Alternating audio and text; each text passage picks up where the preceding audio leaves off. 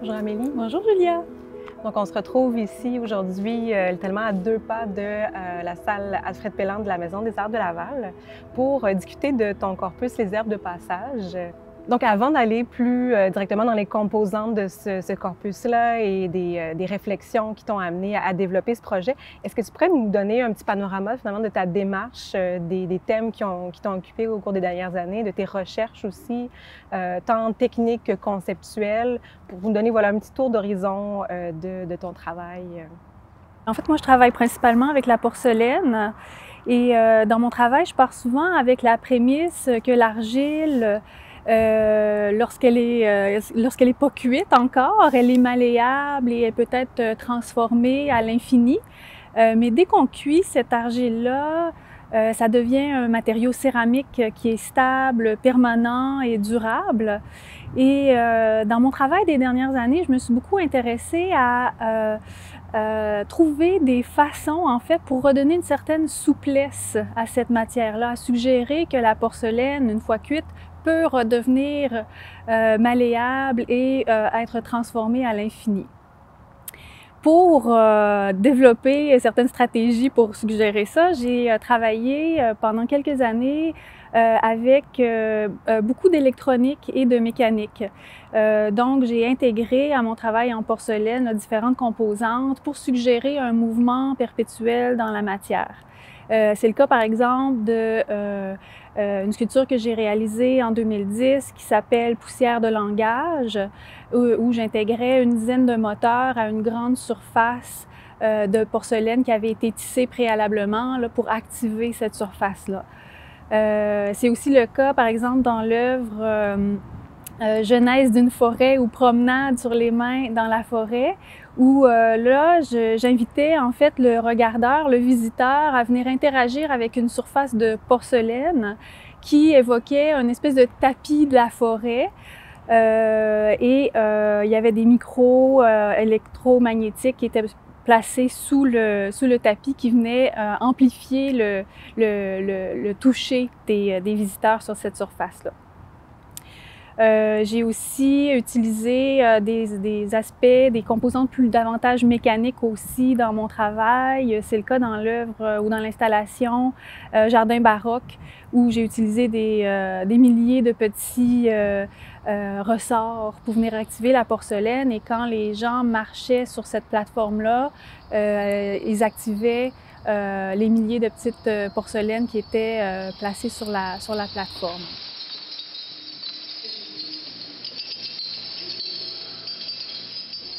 Donc ça a été vraiment une façon pour moi de venir suggérer une certaine souplesse puis un certain mouvement dans la matière.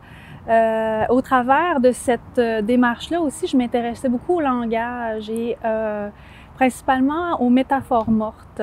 Et des métaphores mortes, en fait, c'est des métaphores qu'on utilise depuis tellement longtemps qu'on n'est même plus conscient qu'on parle en termes de métaphores. Et puisque j'ai un intérêt dans mon travail pour la perception des phénomènes naturels, je me suis intéressée principalement aux métaphores mortes qui évoquaient certains phénomènes naturels. Par exemple, pour Poussière de langage, c'était le lit de la rivière, qui était la métaphore qui a initié le projet. Pour Genèse d'une forêt ou Promenade sur les mains dans la forêt, c'était le tapis de la forêt qui était la fameuse métaphore morte que je voulais en fait mettre en lumière. Puis à travers aussi tout ce processus-là de vouloir activer la céramique, je souhaitais venir faire renaître ou éveiller à nouveau ces espèces de métaphores mortes-là et qu'on se pose la question, qu'est-ce qu'on est en train de regarder? Est-ce que c'est le lit ou est-ce que c'est la rivière? Est-ce que c'est le tapis ou c'est la forêt, etc. Donc, il y a beaucoup ce glissement de sens-là qui est très, très présent dans mon travail. Un peu plus tard, par la suite, en 2014, en fait, j'ai fait une résidence au European Ceramic Work Center en Hollande. Et je dirais qu'il y a eu un point de bascule dans mon travail pendant cette résidence-là. Et j'ai commencé à me questionner sur les façons d'activer la porcelaine, mais sans nécessairement utiliser des outils ou équipements extérieurs à la porcelaine. Donc, j'ai voulu me concentrer davantage sur les caractéristiques physiques et chimiques de la matière comme telle et d'initier des changements, par exemple, pendant la cuisson où il y a une grande partie des transformations physiques et chimiques qui se créent dans la matière. À Kohler Company, dans le cadre d'une résidence à cette usine-là qui est au Wisconsin, où j'ai travaillé principalement sur la thématique. En fait, ma thématique de départ, c'était les oiseaux qui habitent en milieu urbain et leur espèce de présence invisible dans notre quotidien. Par exemple, on voit un oiseau qui glisse dans le ciel ou on voit un oiseau marcher tout près de nous, puis c'est banal, c'est anodin, on ne se pose pas de questions sur sa présence et puis la vie continue. Et moi, je souhaitais, à travers ce corpus-là, venir célébrer en quelque sorte la présence de ces oiseaux-là. Et en créant, je dirais, une série de sculptures qui, au premier abord, pouvaient avoir l'air uniquement séduisantes, mais en fait, de ces sculptures-là se dégageait une espèce de sentiment d'inquiétante étrangeté. Puis il y a tout le travail de la segmentation du corps de l'animal aussi. Donc, on n'a pas accès à l'ensemble, on n'a pas la tête, le bec, tout ça. Donc, on a cette vision, un peu un point d'entrée qui est de biais de côté vers l'animal, qui évoque bien justement cette espèce d'existence un peu invisible, partielle. Donc, on a accès à certains pans de vie seulement des animaux. Donc, je trouve ça intéressant comment tu es allé chercher des détails finalement de la physionomie de l'animal. Puis, pour se défaire un peu aussi de certaines conceptions qu'on peut avoir plus clichés peut-être des oiseaux. Et tu nous amènes vraiment ailleurs, je pense, avec c'est très surprenant comme approche de l'animal, de l'oiseau dans ce cas-ci. Donc, je trouvais ça vraiment fascinant de voir comment tu es allé cibler des parties spécifiques, donc fragmenter le corps d'une certaine manière. Puis évoquer d'une certaine façon des espèces de liens formels. Moi, j'ai toujours trouvé qu'une patte d'oiseau, ça ressemblait à une fleur. Donc, je voulais un peu venir faire cette transformation de sens-là, encore une fois, via certains liens formels là, que j'ai Oui, donc on voit bien cet effet de glissement de forme, de sens, de matière qui transparaît à travers plusieurs projets, de toute évidence. Puis comment tu es arrivé au projet, donc les herbes de passage? Quel a été l'élément déclencheur pour ce corpus-ci qui nous occupe aujourd'hui? Bien, je dirais qu'il y a deux éléments importants dans le corpus des herbes de passage. Le premier élément, en fait, c'est un peu la continuité logique, la suite logique en quelque sorte du travail que j'ai réalisé au cours des dernières années, particulièrement avec le corpus que j'ai réalisé à Kohler Company où je m'intéressais aux oiseaux habitant dans des milieux urbains. À travers cette recherche-là, je me suis rendu compte que les oiseaux qui habitent dans des milieux urbains vont se faire des nids avec les matériaux qui sont disponibles autour d'eux. Évidemment, dans leur nid, il va y avoir de l'herbage, du feuillage, mais les oiseaux ont aussi cette capacité-là à s'adapter de façon phénoménale à leur environnement puis à utiliser les déchets qui se trouvent en ville à leur avantage. C'est des oiseaux qui vont par exemple utiliser des mégots de cigarettes pour fabriquer leur nid. Premier abord, ça peut avoir l'air simplement dégoûtant, rebutant, mais en lisant un peu sur le sujet, je me suis rendu compte que les mégots de cigarettes contenaient des substances qui permettaient à certains parasites de ne pas venir habiter à l'intérieur du nid et de laisser la progéniture tranquille et d'assurer finalement la survie là, des petits oisillons. Donc, les oiseaux ont cette capacité-là à s'adapter à leur environnement. Capacité de résilience, je pense. Absolument, puis à tirer profit de tout ce qui se trouve autour d'eux. Donc ça a été pour moi, en fait, ce phénomène-là qui m'intéresse beaucoup, On pourrait l'appeler le biomimétisme en quelque sorte. Et c'est ce phénomène-là où, par exemple, les humains vont observer des comportements d'animaux ou des phénomènes naturels pour s'inspirer, pour générer de nouvelles innovations. Donc, le biomimétisme, c'est devenu un élément fondateur en quelque sorte du corpus Les herbes de passage.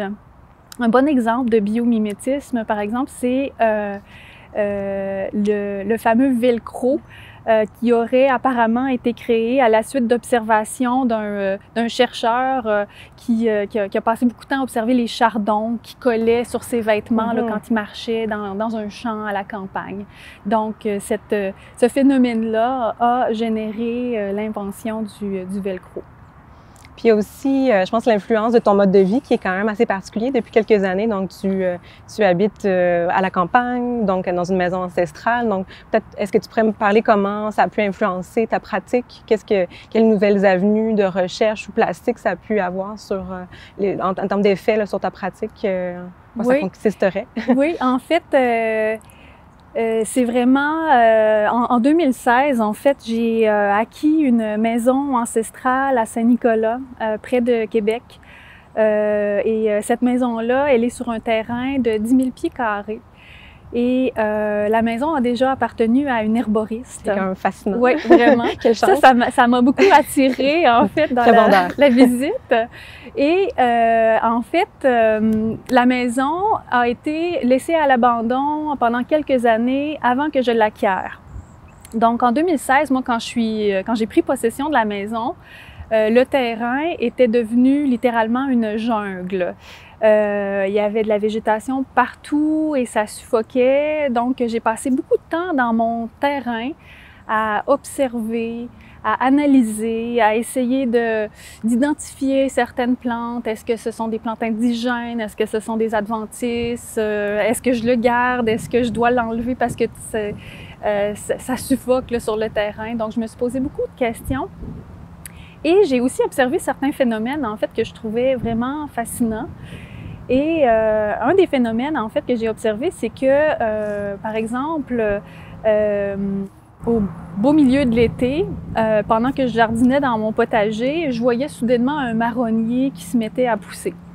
Alors là, je me disais, ah ben tiens, ça doit être un écureuil qui a oublié sa cachette de garde-manger, puis voilà, le marronnier s'est mis à germer puis à pousser. Et d'autres choses comme ça se produisaient à d'autres endroits sur le terrain. Et je me suis rendu compte que ce phénomène-là, en fait, avait un nom et ça s'appelle la zoochorie. Évidemment, l'écureuil, bon, lui, va le transporter il va l'apporter de façon volontaire, en quelque sorte, là, pour se nourrir. Mais le phénomène de la zoochorie, en fait, ça comprend aussi des animaux qui vont, par exemple, transporter à leur insu des graines sur leur pelage. Comme ces fameux chardons, justement. Absolument, donc, oui. Un lien direct avec le biomimétisme.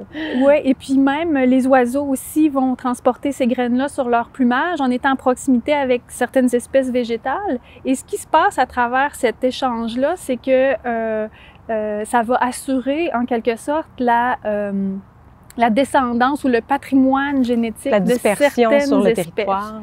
Absolument, la dispersion. Donc, ce phénomène de la zoochorie-là, c'est vraiment fascinant. Moi, ça m'a vraiment allumée quand j'ai découvert que ça existait.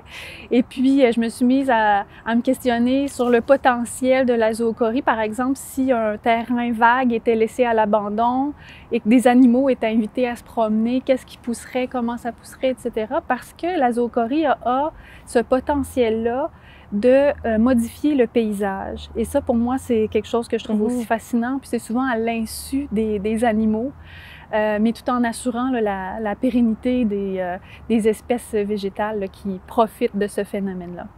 Donc, si je comprends bien, donc voilà, ton milieu de vie influence directement ta pratique. On sent qu'il y a vraiment une espèce d'effet de symbiose entre ton travail en atelier, ta vie quotidienne, ton travail. Tu as les mains dans la matière. On parlait donc du travail dans le sol avec, tu allais choisir des plantes que tu allais conserver. Et on voit que tu as un peu transporté, c'est ça, il y a un glissement entre ce que tu as pu vivre ton contact avec la nature, avec les espèces végétales, animales, et ça a une influence patente donc dans ta production artistique même. Donc, il y a vraiment une grande fluidité, je pense, dans différentes sphères de ta vie. Puis c'est vraiment fascinant d'observer ça avec ce corpus-là, c'est très, très évident, là. Pour un peu répondre à ta question sur les herbes de passage, donc ces deux grandes sources d'inspiration-là qui sont le biomimétisme et la zoochorie, bien, j'ai voulu, à travers le corpus des herbes de passage, venir les évoquer de façon poétique avec la matière porcelaine, là, qui est ma matière de prédilection. En quoi ça consiste, ce projet? Donc, il y a différents éléments qui se mettent en place. Est-ce que tu pourrais nous les décrire? Bien, oui, en fait, j'ai travaillé sur quelques projets de murales pour le projet Les herbes de passage et aussi sur une série de sculptures. Il y a une des murales, en fait, qui évoque en quelque sorte une espèce de bas-relief un peu à la manière d'une tapisserie. Et les éléments dans la tapisserie en porcelaine ont été réalisés à partir de... en fait, j'ai initialement utilisé des numérisations d'ornements architecturaux que j'ai imprimés en 3D. Donc, j'ai imprimé tous ces ornements-là en plastique. J'ai utilisé les ornements en 3D pour ensuite en faire des moules en plâtre que j'ai par la suite utilisés pour réaliser une série d'ornements en porcelaine que j'ai cuits là, à plus haute température. Donc, il y a cette espèce de processus-là de traduction technologique dans la matière qui est au cœur de mon travail actuel aussi. Et donc, j'ai ces espèces d'ornements architecturaux-là qui sont installés dans un motif répété. À travers ce motif-là, j'ai aussi des oiseaux. Et puis, quand on regarde initialement la murale, on a l'impression que tout va bien, que tout est séquencé et répété.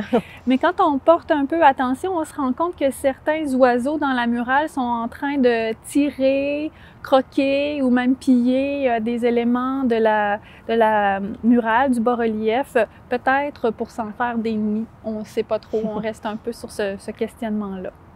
Au niveau sculptural, comment donc tu traduis ça, donc ces fameux nids, donc quelle forme ça prend, ces assemblages-là, parce que c'est quand même assez complexe là, techniquement, cette composition.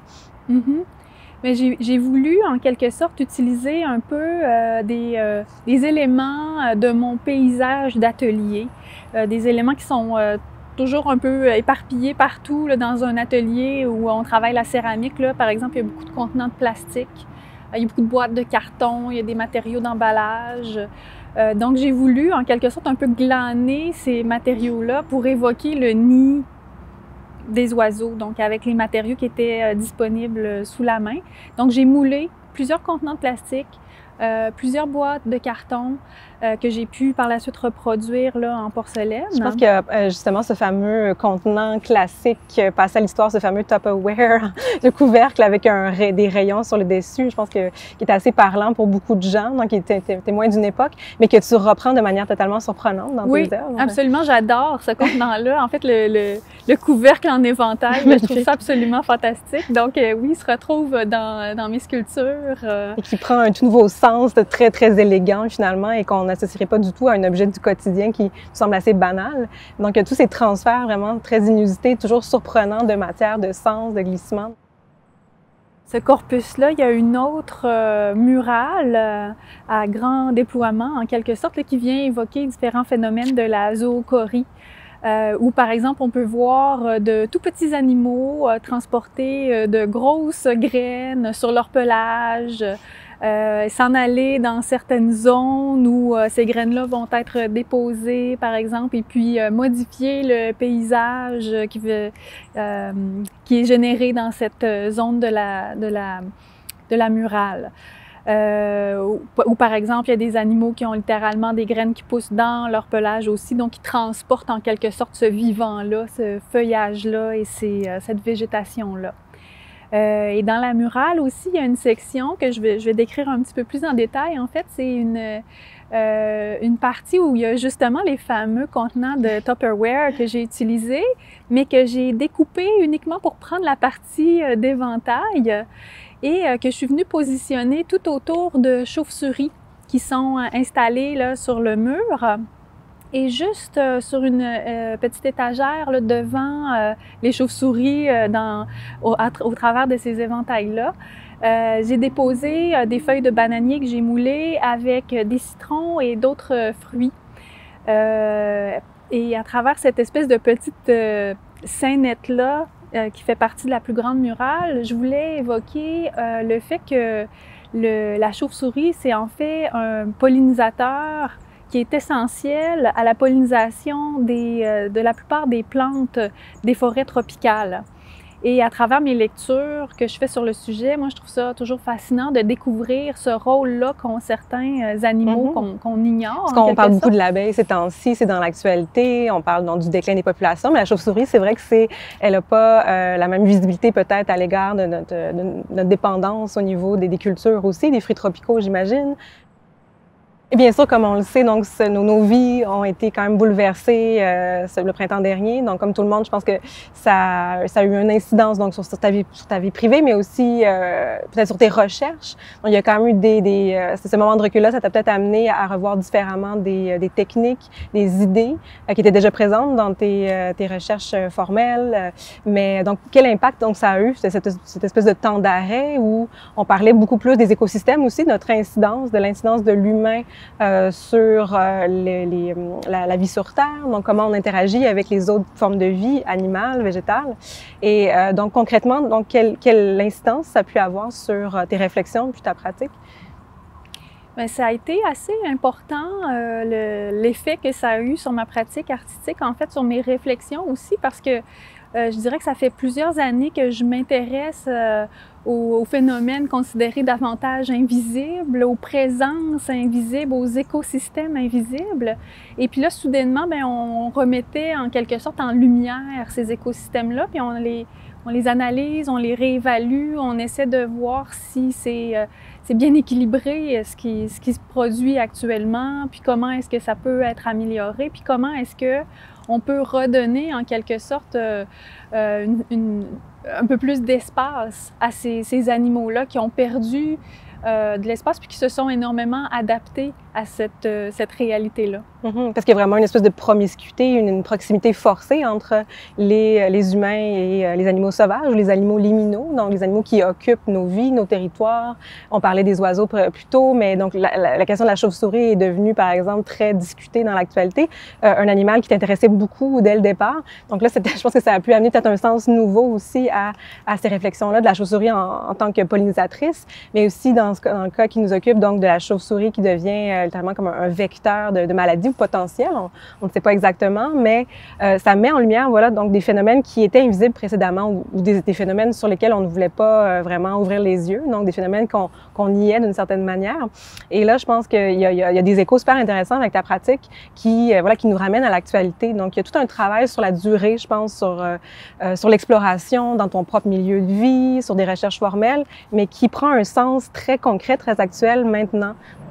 Des transformations que je vois dans mon travail, c'est que j'ai commencé à vouloir appliquer des couleurs, ce que j'appelle un peu de l'aquarelle vitreuse. Donc, c'est des glaçures, par exemple, que je vais mélanger avec très, très peu de pigments pour donner une espèce d'impression d'aquarelle, un effet un peu impressionniste, un peu flou, intangible, parce qu'il y a quelque chose qu'on ne saisit pas encore. En tout cas, moi, je sens que je ne saisis pas toute la portée de ce qu'on est en train de vivre, puis de comment moi je souhaite interpréter tout ça dans mon atelier. Donc, je sens même que dans mon approche très matérielle, il y a une certaine fluidité mystérieuse qui s'installe. Parce que c'était pas un aspect que tu avais préalablement envisagé pour le projet, je crois, cette couleur-là. Donc, c'est intervenu de par ces nouvelles réflexions, ce moment de recul, si on veut, récemment. Absolument, oui. Donc, c'est cette espèce de moment-là où on a été plus